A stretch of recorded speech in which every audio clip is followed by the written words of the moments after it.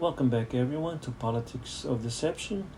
So, we're going to continue to talk about Donald Trump during his March 2025 speech to Congress. Last video, we talked about how he stated he won all 7 swing states and the 2024 presidential election. If you haven't seen that video, I recommend that you check that out, and I will be posting it up here. So let's get right into the next segment, which we will talk about how Trump claimed on illegal border crossings. So this video is going to be about the Trump claimed illegal border crossing. So, in his March 2025 speech to Congress, President Donald Trump claimed that illegal border crossings in February 2025 were by far the lowest ever recorded. So, is that true or not true? Well, yes, President Trump's statement appears to be accurate based on the available data. In February 2025, we saw a significant decrease in illegal border crossings, with around 8,500 migrant apprehensions at the U.S.-Mexico border. This marks one of the lowest monthly totals recorded in recent history, especially when compared to prior months in 2021 and 2022, where monthly apprehensions regularly exceeded 100,000. In January 2021, the last month of the pre-administration, there were approximately 78,000 migrants encounters at the border, which is far higher than February 2025's number. So, what contributes to the decline? While Trump's claim that illegal border crossings were at an all-time low is true, it's important to understand the factors contributing to this decrease. So, there is stricter immigration policies. Under President Trump's administration in 2025, there have been stronger immigration enforcement measures, including policies like the asylum ban and increased military presence at the border, which have made crossing more difficult. So the Mexico's role has increased efforts to prevent migrants from reaching the U.S. border, including actions to block migrant caravans and deport those attempting to cross illegally. This cooperation has been crucial in reducing the number of border crossings. So the presidential rhetoric, Trump's public speeches such as advising migrants not to come to the U.S. likely has some influence, but the overall decrease is primarily due to policies and enforcement rather than rhetoric alone. So, President Trump's statement that February 2025 saw the lowest border crossings ever recorded is true, based on the significant drop in apprehensions compared to previous months, particularly the sharp contrast with 2021 numbers. However, the decrease in crossings can be attributed to a combination of factors including strong immigration enforcement policies, Mexico cooperation, and border socioeconomic conditions, not solely Trump's rhetoric. So that's for the illegal immigration. And I'm going to go on to the next statement that, if I can get this. So let's go to to the following statement. Let's go.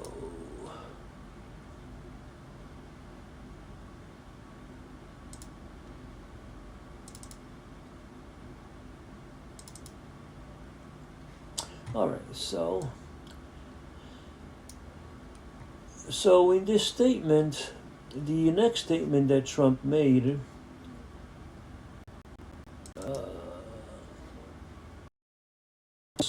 was regarding the unfair Paris Climate Accord, which was costing us trillions of dollars, and that other countries were not paying. So Trump stated that he withdrew from the corrupt World Health Organization and also withdrew from the anti-American UN Human Rights Council. So we're going to talk about that, and let's jump right into it. So in the midst of his America First agenda, President Donald Trump made several bold foreign policy decisions that challenged international agreement and organizations. Among the most significant actions were his withdrawals from the Paris Climate Accord, the World Health Organization, WHO, and the UN Human Rights Council. These decisions were controversial, and Trump cited several reasons behind them, especially the financial burden placed on American taxpayers and concerns over fairness. So let's break down these withdrawals, the financial contribution involved, and the reasons behind these decisions. So, for the Paris Climate Accord, signed in 2015, is a global agreement aimed to addressing climate change by reducing greenhouse gas emissions. Nearly every country in the world signed the agreement, including the United States, until President Trump decided to withdraw in 2017. How much was the United States paying to the Paris Climate Accord? In the United States, as one of the world's largest carbon emitters, had pledged to contribute up to $3 billion to green climate funds, an initiative to help developing nations mitigate the efforts of climate change and adapt to its consequences. This fund was part of the broader commitments made by industrialized nations under the Paris Agreement. Trump argued that this agreement would be financially burdensome for the U.S., especially when other major emitting countries like China and India were not contributing as much. So here's the question. How much were other countries paying?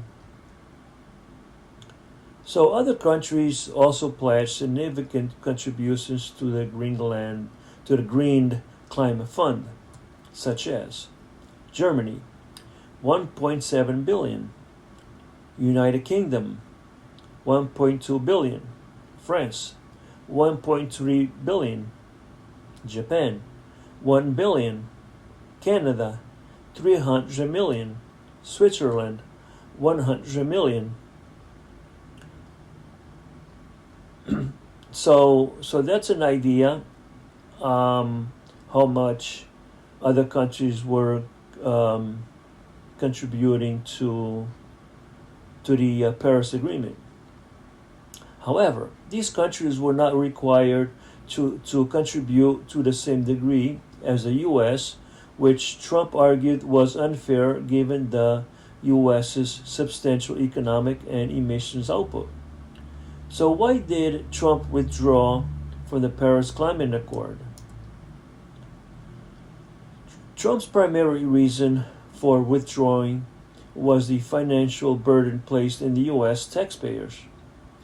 He claimed that the Paris Accord was costing the U.S. trillions of dollars, and he believed that the agreement disproportionately favored other countries while limiting America's ability to develop its own energy industry. Trump's stance was that the agreement was harming the U.S. economically, particularly American manufacturing and engineering factors. His decision to withdraw was also rooted in a broader skepticism about international agreements that he viewed as unfavorable to Americans' sovereignty and economic interest. Withdrawing from the World Health Organization, or WHO, the World Health Organization is a United Nations agency focused on international public health. As the largest financial contributor to the WHO, the U.S. had a major influence on organization. However, in 2020, Trump decided to withdraw the U.S. from the WHO, citing concerns over organizations handling the COVID-19 pandemic. So, you may ask, why did Trump withdraw from the WHO? Well, Trump's main reason for withdrawing was the WHO mishandling of the COVID-19 pandemic, particularly its relationship with China. Trump claimed that the WHO had been too slow to respond to the outbreak and had not acted transparently in the early days of the pandemic. He argued that the organization had allowed China to exert influence over its decision, which he believed hindered a timely global response to the virus. Trump also stated that the WHO was too focused on issues that did not directly impact the U.S. and was failing to address the concerns of the American public. The decision to withdraw was part of his broader critique of international organizations that he believed did not align with the U.S. interest. So, withdrawing from the UN Human Rights Council. The UN Human Rights Council is an international body responsible for promoting and protecting human rights around the world. The U.S. was a founding member of the Council, but in 2018, President Trump made the decision to withdraw. So, again, why did Trump withdraw from the UN Human Rights Council? Trump's decision was driven by his belief that the Council was biased and lacked credibility. Specifically, he criticized the Council for its focus on Israel and the perceived disproportionate attention given to Israel's trimming by Palestinians while not addressing human rights violations in other parts of the world. He also pointed to the fact that countries with poor human rights records such as China, Russia, and Saudi Arabia held seats on the Council, undermining its legitimacy.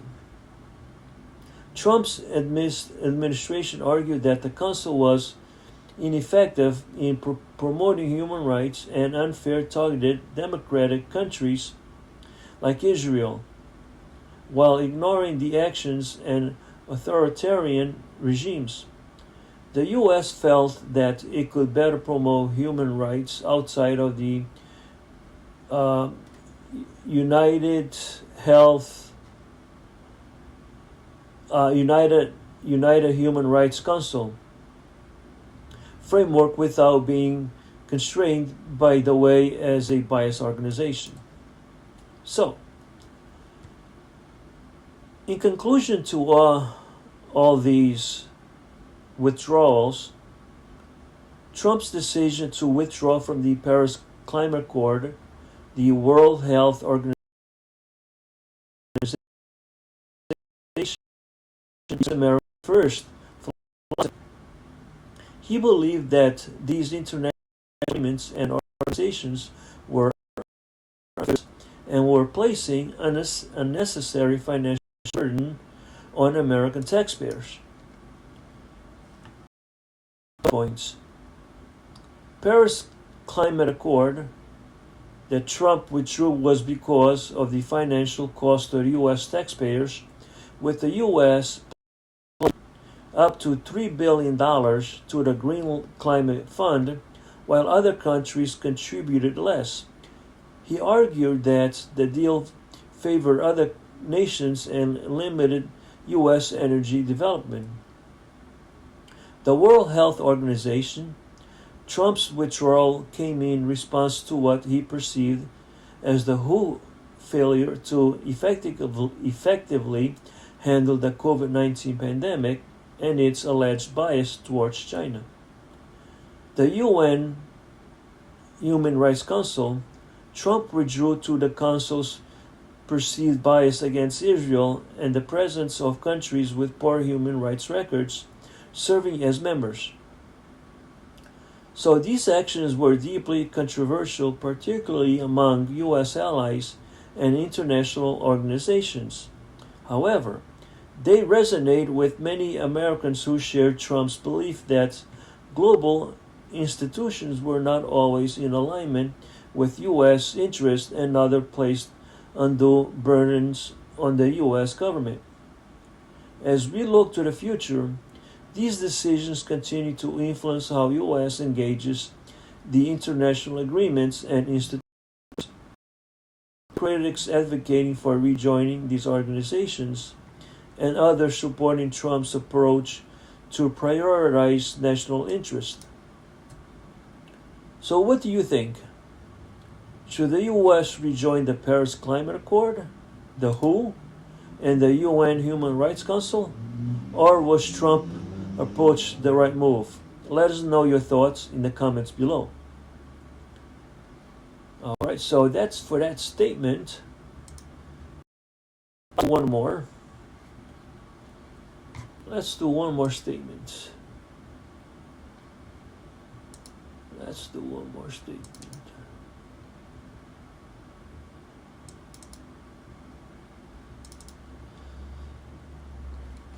Okay, so this statement is when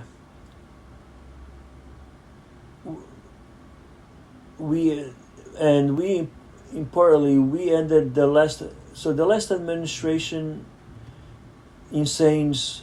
So this is how when Trump stated about the last administration's insane electric vehicle mandate, saving our auto workers and companies from economic destruction. So this will be about the electric mandate, the electric vehicle mandate. So, okay, so the electric vehicle mandate. Recently, Donald Trump made some bold statements in his March 2025 speech to Congress, claiming that he had ended the insane electric vehicle mandate from the last administration, which he said was putting auto workers and companies at risk economic destruction. So what exactly is this mandate? How did it evolve under different presidents, and most importantly, how was it really impacted the economy? Was it a boon or a burden? We're going to break it all down, starting from the Obama administration, moving through Trump's first term, and now looking at what's happening in 2025 under his second term. So buckle up and let's get right into it. So the electric vehicle mandate under President Obama in 2009 and 2017. The story begins with Barack Obama in 2009, who put in place some pretty aggressive environmental policies. One of the biggest moves was his push for automakers to boost fuel efficiency and increase the production of electric vehicles. So let's look how this looks like. The corporate average fuel economy, short for CAFE, under Obama, the government set some ambitious targets for automakers aiming to reach 54.5 or 54.5 miles per gallon for cars and light trucks by 2025. To meet these goals, automakers had to focus on electric vehicles and hybrids, which are more fuel efficient and produce fewer emissions. So the zero emission vehicles, states like California adopted stricter standards requiring automakers to sell a certain percentage of zero emission vehicles, primarily electric cars. This led to a rise of electric vehicle production. Subsidizing tax credits, the government also provided tax incentives for customers to buy electric cars. For example, if you could get up to $7,500 in tax credit on no EVs, which encouraged people to make some switches to cleaner, greener energy vehicles. So, impact of Obama's electric vehicle mandate to the economy. This led to higher costs for automakers. Automakers faced higher production costs. In order to meet these new fuel efficiency standards, they had to invest heavily in research and development for electrical vehicles, hybrid techs, and fuel efficient agencies. This meant cars become more expensive to manufacturers. Increased vehicle prices for consumers. As a result of the rise in production costs, vehicle prices went up. So while the goal was to reduce carbon emission, customers faced higher costs for new cars, particularly electric ones. The job growth in green tech. On the flip side, there was growth in the green tech sector. New jobs were created in industries related to electrical vehicles like battery productions, charging infrastructure, and EV manufacturing. So now let's look at Trump's approach. Rolling back to the EV mandate in 2017 to 2021.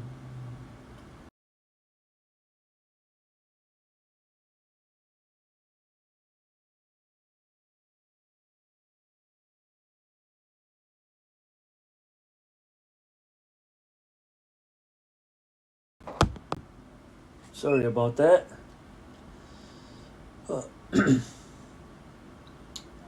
Uh, okay, so fast forward to 2017 when Donald Trump becomes president. His administration took a very different approach when it came to the EV mandate. Instead of pushing for more electric vehicles, Trump rolled back many of Obama's policies. So let's take a look at that.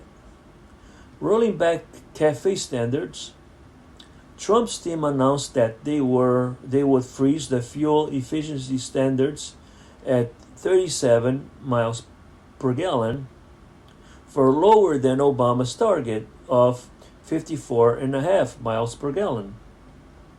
This meant automakers no longer had to focus as such of produce electric vehicles or improving fuel efficiency, which lowered the cost of manufacturers.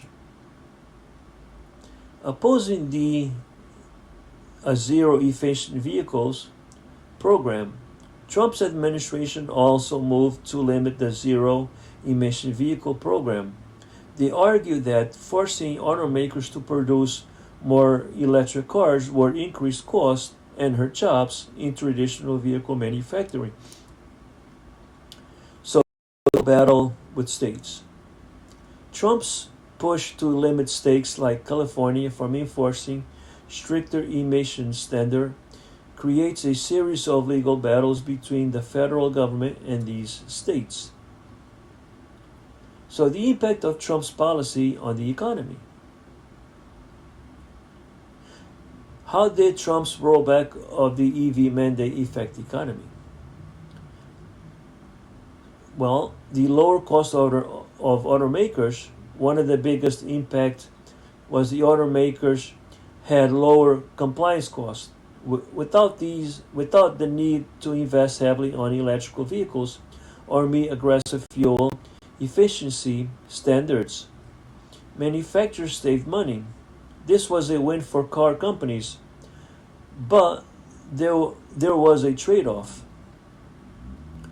Job protection in traditional manufacturing. Trump argued that by loosening these regulations, he was protecting jobs in the traditional auto industry, particularly for those making in factories focused on gas-powered vehicles. The idea was to preserve manufacturing jobs in industries that might have been impacted by transitions to electric vehicles. So, slower electric vehicles adoption in the US. However, there was a downside to this approach. While the US lagged behind in terms of the adoption of electric vehicles, countries like China and Germany were accelerating their push towards EVs. The US risked falling behind the global EV race, especially as international automakers ramped up their investments in green tech. Now let's look at Biden's administration push for EVs between 2021 and 2025. Now, when Joe Biden took office in 2021, he reversed many of Trump's policies, especially when it came to electric vehicles. Biden is all in on clean energy and EVs, and his administration has pushed hard for the US to catch up on the global EV market. Stricter fuel efficiency standards. Biden reintroduced stricter fuel efficiency standards, aiming for 50 miles per gallon by 2026, and making a long-term push towards carbon neutrality by 2050. So, more EV incentives. The Biden administration rolled out no incentives for consumers to buy electric vehicles, including extended tax credit and rebates. The goal was to help the U.S. transition away from fossil fuel, reduce carbon emissions, and create green energy jobs. So the EV infrastructure, Biden's team has also proposed investment in EV infrastructure like charging stations to make electric cars more accessible to consumers nationwide. So in Trump's return in 2025, what's next for the EV mandate? So with Trump back in office, what happens next? Ending or weakening the EV mandates, we can expect Trump to continue rolling back Biden's fuel efficiency standards and EV mandates. Trump has said that he wants to end what he sees as burdensome government interference in the auto industry. Instead, he believes that the market should drive transitions to electrical vehicles, not the government. Protecting jobs and lower costs. Trump will focus on job protection in traditional auto manufacturing and push the lower vehicles prices to reducing by the regulatory burden and automakers. He will argue that by protecting jobs in traditional vehicle production, he's helping the economy by keeping car prices lower and preventing job losses in the manufacturing sectors. The impact on the economy in 2025. Under Trump's policies, vehicles prices may stay lower for consumers because automakers won't have to spend as much on electrical vehicles technology. However, there may be long-term costs in terms of the US falling behind in the global EV market.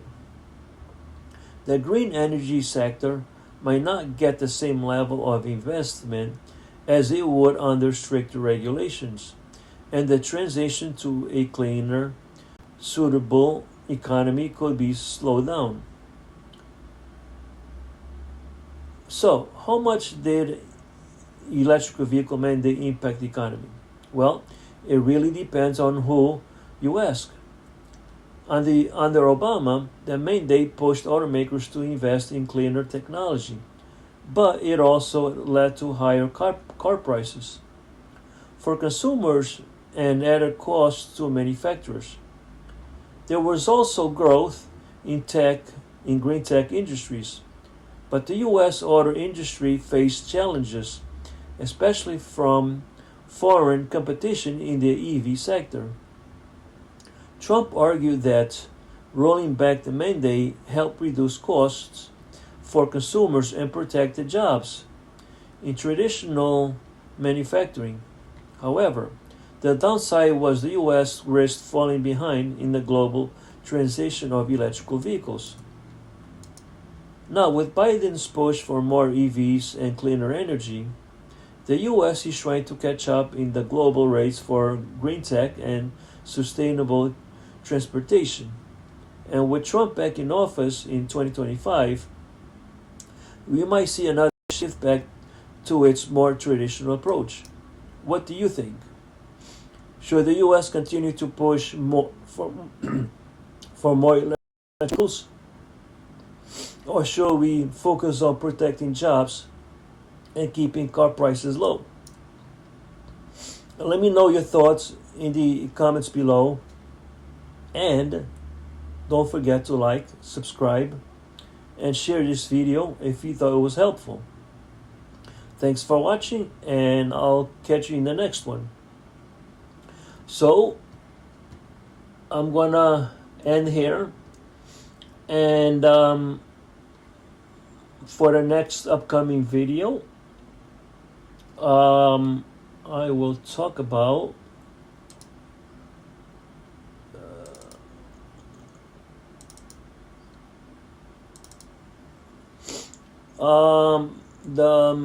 I will talk about the weaponized government bringing back free speech to America and signing an executive order making English the official language.